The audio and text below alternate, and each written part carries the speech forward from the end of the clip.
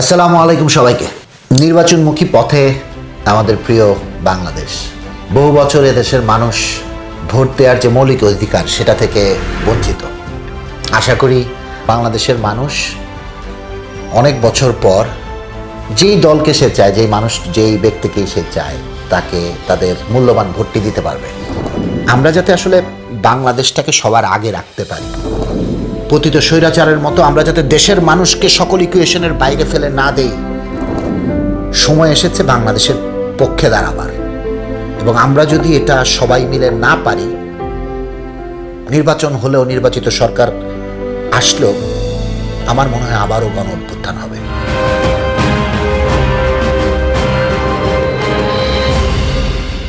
আমার মনে হয় না পিলখানা হত্যাকাণ্ড আসলে এখনই কোনো বিচার প্রক্রিয়ায় আছে, তদন্ত রিপোর্ট জমা পড়েছে। বিচার প্রক্রিয়া শুরু করতে হলে কাউকে না কাউকে এটাকে নিয়ে যেই নতুন তদন্তের মাধ্যমে যে ফাইন্ডিংসগুলা, সেটা নিয়ে আদালতে যেতে হবে, কোনো একটা কেস করতে হবে কোনো একটা পরিবারকে বা কাউকে, সেখান থেকে এই প্রক্রিয়া শুরু হবে। আমরা যারা আমাদের আপনজনদের হারিয়েছি, ভাই, ব্রাদার, শিক্ষক, বাবা বা আত্মীয় স্বজনদের হারিয়েছি, তাদের মধ্য থেকে কাউকে বা সংঘবদ্ধ হয়ে আদালতে যেতে হবে এই তদন্তের ভিত্তিতে। যে কোনো সিটিজেনের এগেনস্টে যখন এরকম কিছু হয়, যেটা বিডিআর এর 2009-এ হয়েছে, আমাদের সবার দাঁড়ানো উচিত। আমার গায়ে গুলি লাগছে না মানে এই না যে আমি দাঁড়াবো না। But let's just understand one thing, যে 57 জন হোক, 73 জন হোক, যত মানুষকে আপনি মারেন, একবার ফাঁসি দিয়ে যে মেরেছে তাকে কিন্তু এটা কিন্তু জাস্টিস হয় না। 57 বারকে আপনি মারতে পারবেন একটা মানুষকে, 57 জনকে মারার জন্য পারবেন না। But let's not allow injustice to prevail in this country. এতদিন যে তদন্ত হয়েছে, এই তদন্ত রিপোর্টের আগে তো পুরো ফলস ছিল। এটা তো একটা পার্টিকুলার সরকার তার মতো করে তদন্তের ন্যারেটিভ দাঁড় করিয়েছিল। সো সব কিছুকে ফেলে আমার মনে হয় বিচার প্রক্রিয়াটা আবার শুরু করা উচিত। এবং মনে রাখতে হবে, এখানে শত শত মানুষ এই বিচার প্রক্রিয়ার আন্ডারে এই মুহূর্তে কারাগারে আছে, লম্বা সময়ের জন্য সাজাপ্রাপ্ত হয়ে আছে। যে পাপ করেছে, সে দোষ করেছে, তার বিচার অবশ্যই হওয়া উচিত। মানে এখানে যাতে কোনো নিরপরাধ মানুষকে আমরা শাস্তি না দিই, তো এটা এনশিওর করার জন্য আমার মনে হয় এই কমিশনের তদন্ত রিপোর্টের ভিত্তিতে একটা হাইকোর্টের বা বিচার বিভাগের একটা তদন্ত কমিশন হওয়া উচিত, যারা রাষ্ট্রপক্ষ এটাকে নিয়ে, আমাদের যে স্পেশাল ট্রাইব্যুনাল আছে সেখানে এটাকে নিয়ে মামলা করা উচিত এবং তদন্তটাকে আবার শুরু করা উচিত। লোহার স্ট্যান্ড দিয়ে পেটের মধ্যে ক্ষত বিক্ষত করে পরে ব্রাশ ফায়ার করে আমার বাবাকে হত্যা করে। এই কথাগুলো বলার সুযোগ এবং সাহস আমরা এই বাংলাদেশে পাই নাই। তুমি যেন বাহিরে না বলো যে তুমি বিডিআর এর ছেলেই পড়ে। এই ডালবাতের গল্প বলে আপনারা আমাদের বাবাদেরকে, বাংলাদেশ সেনাবাহিনীকে আর ছোট করবেন না।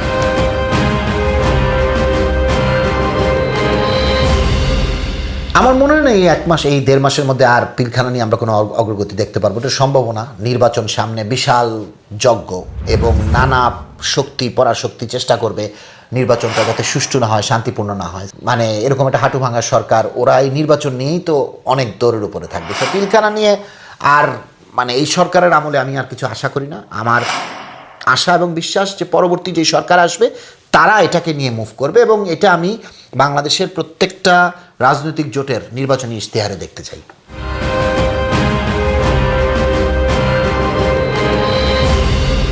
আমার ব্যক্তিগত মূল্যায়ন, আমার কাছে মনে হয়েছে যে বিএনপির জোটে বামপন্থীরা যারা একসময় আসলে আওয়ামী লীগের সাথে জোটে থাকতো, তারাই যাওয়ার চেষ্টা করেছে।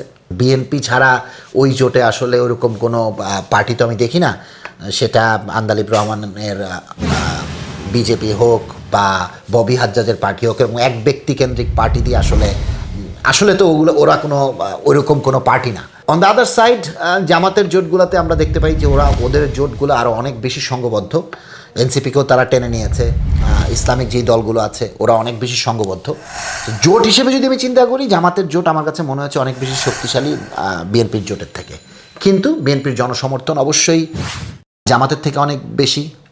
তার উপরে তাদের ভারপ্রাপ্ত চেয়ারম্যান তারেক জিয়া আসার পর দলটা অনেক উজ্জীবিত হয়েছে। তাদের সভানেত্রী বেগম খালেদা জিয়া, ওইটাও একটা ইমোশনাল একটা ইম্প্যাক্ট ফেলবে। দেশের বাইরে আমার কোনো ঠিকানা নেই, এটাই হলো আমার ঠিকানা। এই দেশ, এই দেশের মাটি, মানুষই আমার সব কিছু। এবং আমার কাছে মনে হয় বিএনপির সাপোর্ট দেশের বাইরে জামাতের থেকে হয়তো বা বেশি, এবং কৌশলগত কারণে আওয়ামী লীগ বিএনপিকেই সাপোর্টটা দেওয়ার চেষ্টা করবে বলে আমার মনে হয়।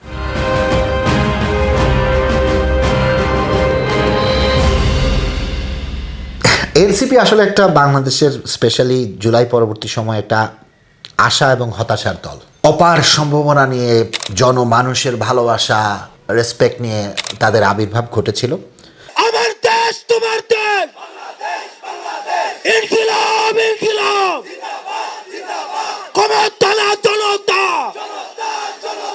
ক্ষমতা না জনতা, অপস্ত সংগ্রাম। কিন্তু তাদের রিপিটেড ভুলের কারণে, রাজনৈতিক প্রজ্ঞার অভাবের কারণে, তাদের অধ্যত্বের কারণে তারা আজকে এই জায়গায় এসে পৌঁছেছে। এবং একদম শেষে তারা যেটা করলো এটা অত্যন্ত গর্হিত অপরাধ। তারা তাদের নিজেদের দলের মানুষের সাথে বেইমানি করছে। কিভাবে? তারা প্রথমে বললো যে তারা 300 আসনে নির্বাচন করবে এবং তারা দেশের সব মানুষদেরকে, মানে যারা এনসিপিতে যোগ দিতে চায়, যারা নির্বাচন করতে চায়, তাদেরকে আহ্বান জানাইলো। ওখান থেকে তারা একটা শর্ট লিস্ট করলো। করার পর এই মানুষগুলো তাদের এলাকায় তাদের নির্বাচনী প্রচারণা শুরু করলো। আমরা 300 আসনে প্রার্থী দিব ইনশাল্লাহ, এবং আমরা সেখানে বলেছিলাম যে আমরা 300 আসনে জয়ের জন্য আমরা প্রচেষ্টা করব।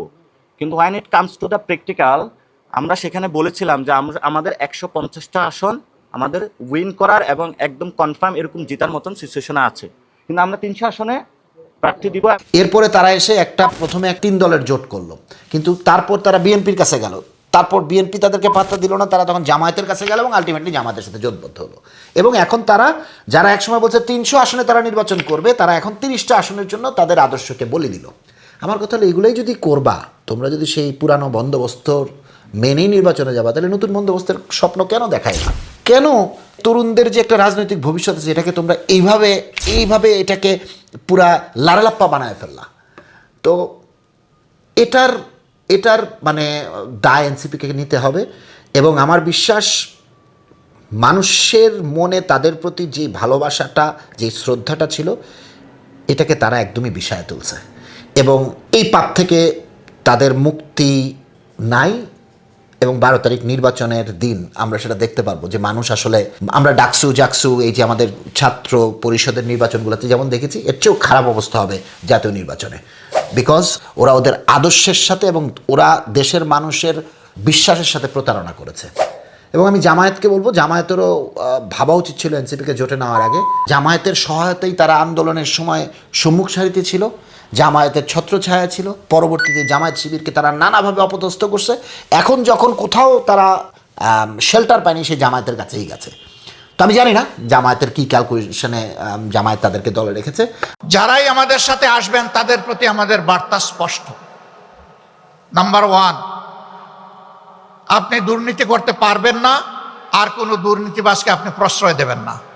বাট ওদের নেতৃত্বে চরম ভুল আছে এবং ওদের নেতৃত্বে সততার জায়গায় তাদের অসততা এবং তাদের ওই যেটা বললাম রাজনৈতিক প্রজ্ঞার অভাব, অধ্যত্ব, এই সব কিছুর ফলাফল আজকে তারা এখানে দাঁড়িয়েছে। এবং আমাদের সবার সাথে যে তারা প্রতারণাটা করেছে, এটার দায় তাদেরকে নিতে হবে।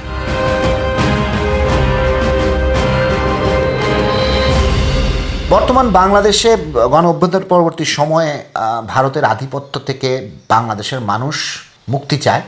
বাংলাদেশের মানুষ ভারতের সাথে একটা সম্মানজনক জায়গায় বাংলাদেশকে দেখতে চায়, যেখানে আমরা প্রতিবেশী রাষ্ট্রের সাথে আমাদের সুসম্পর্ক থাকবে, বাট সেটা হবে ন্যায্যতার ভিত্তিতে। আমরা কোনো দাসভুক্ত পলিসি বা দাসভুক্ত স্টেট হিসেবে থাকতে চাই না। এই দেশকে ভারতীয় আধিপত্যবাদের করগ্রাহ্য বানানোর এই চেষ্টা আমরা কখনো সফল হতে দেব না। আওয়ামী লীগ মরিয়া প্রমাণ করিল তাহারা ভারতের দল। আজকে মৃত্যুদণ্ডপ্রাপ্ত পলাতক আসামি হাসিনাকে যারা আশ্রয় দিয়েছে, হাতির উপরে গুলি করে ভারতে পালিয়ে যাওয়ার সুযোগ যারা দিয়েছে, তারা বাংলাদেশের নির্বাচনকে সুষ্ঠু করতে দেবে না। আওয়ামী লীগ কোন রাজনৈতিক দল নয়। আওয়ামী লীগ একটি মাফিয়া এবং স্বৈরতান্ত্রিক শক্তি, ফ্যাসিস্ট শক্তি। এবং আমার বিশ্বাস, নির্বাচনে ভোট দেওয়ার ক্ষেত্রে রাজনৈতিক দল বা জোটসমূহের নির্বাচনী ইশতেহারে এই জিনিসটা মেনশন থাকা দরকার। কারণ বাংলাদেশের মানুষ সম্মান চায়, বাংলাদেশের মানুষ আর মাথা নত করে বেঁচে থাকতে চায় না। এটাকে যদি রাজনৈতিক দলগুলা তাদের আমলে না নেয়, তাহলে তারা ভুল করবে।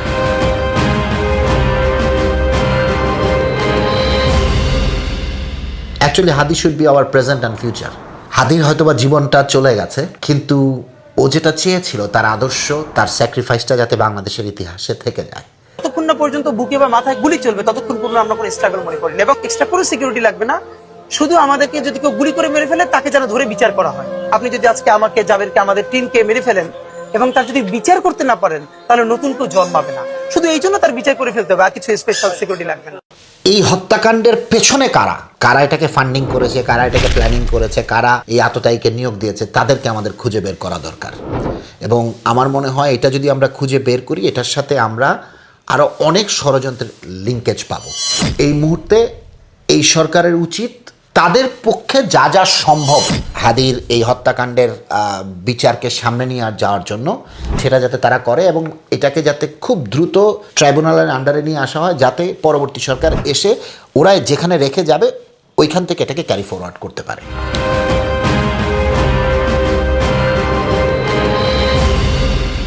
হ্যাঁ, আমার মনে হয় যে বর্তমান গভর্নমেন্টের এই ব্যাপারটাকে আরও অনেক সিরিয়াসলি নেওয়া দরকার। ওরাও যদি হাদিকে জাস্ট একজন শহীদ হিসেবে, যে জুলাইতে ওরকম অনেকজন মারা গেছে ওদের মতোই হাদি একজন শহীদ এভাবে চিন্তা করে, তাহলে তারা ভুল করবে।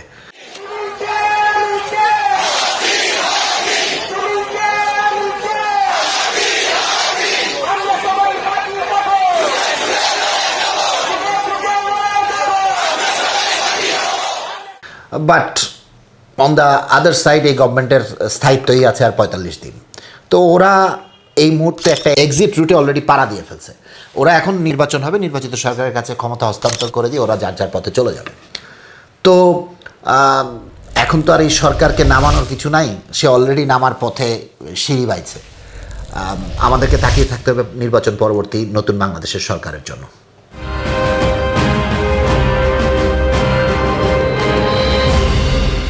বাংলাদেশ আসলে ভোট হয় মার্কায়, এখনও আমরা ওই পরিস্থিতিতে আছি, যেহেতু আমরা আসলে পুরানো বন্দোবস্ত চেঞ্জ করতে পারিনি। হ্যাঁ, হাদির মতো দুই একজন স্বতন্ত্র প্রার্থী অনেক আলোচনায় এসেছে।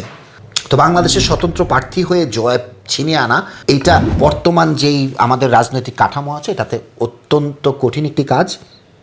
তারপরেও আমার আশা থাকবে তাসনিম জারার মতো যেই মানুষগুলো আছে, যারা তরুণ, যারা আসলে নিজের আদর্শকে বলি দেয় নাই, তারা মানুষের ভালোবাসা পাবে এবং মানুষ তাদের পক্ষে দাঁড়াবে। স্বতন্ত্রই দাঁড়াইছি, দল নাই, সংগঠন নাই, আপনারাই আছেন। এরকম 2-1 বা 4-5 জন মানুষ বেরিয়ে আসবে যারা নিজের আদর্শের ভিত্তিতে মানুষের ভালোবাসা, মানুষের ভোট নিয়ে সংসদে যাবে, গণমানুষের কথা বলবে।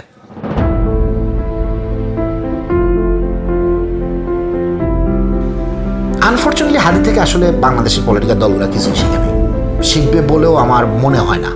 এই যে ঢাকাতে আজকে নির্বাচনী প্রচারণা শুরু করলাম, আমরা তো তরুণ এবং বাচ্চা, তো আমরা নতুন কিছু করতে পারি কিনা প্রথমত পরামর্শ দিবেন, এবং আপনারা যে পরামর্শ দিবেন ওই অনুযায়ী আমরা আমাদের নির্বাচনী ইশতেহার ঘোষণা করতে চাই।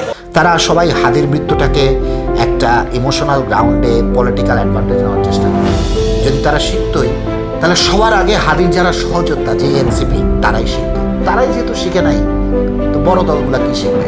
তাদের ইগো, পলিটিক্যাল ইগো অনেক হাই। আমরা এটা ভাবার কারণ নাই যে এইটা থেমে গেলে ক্রাইসিসটা এখানেই থেমে যাবে। এটা বিএনপির সাথে ঘটবে, এর কিছুদিন পরে বিএনপি যখন সাইজ হয়ে যাবে মোটামুটি, সেটা ইন্ডিয়ার মাধ্যমে হোক, এজেন্সির মাধ্যমে হোক, XYZ আরো অনেকের মাধ্যমে হোক, এরপর এটা জামাতের উপরে আসবে। তো বিএনপি যে কয়দিন পারলো তো পারলো, জামাত পারবে না 3 দিনও। এরপরে চূড়ান্ত খেলাটা হবে এনসিপির সাথে, এবং এনসিপি পারবেই না। তো ফ্যাক্ট হলো আমাদের দুটো লড়াই একসাথে করতে হবে। আমরা কোনো রাজনৈতিক দলকে এককভাবে এই দেশকে বর্গা দেই না।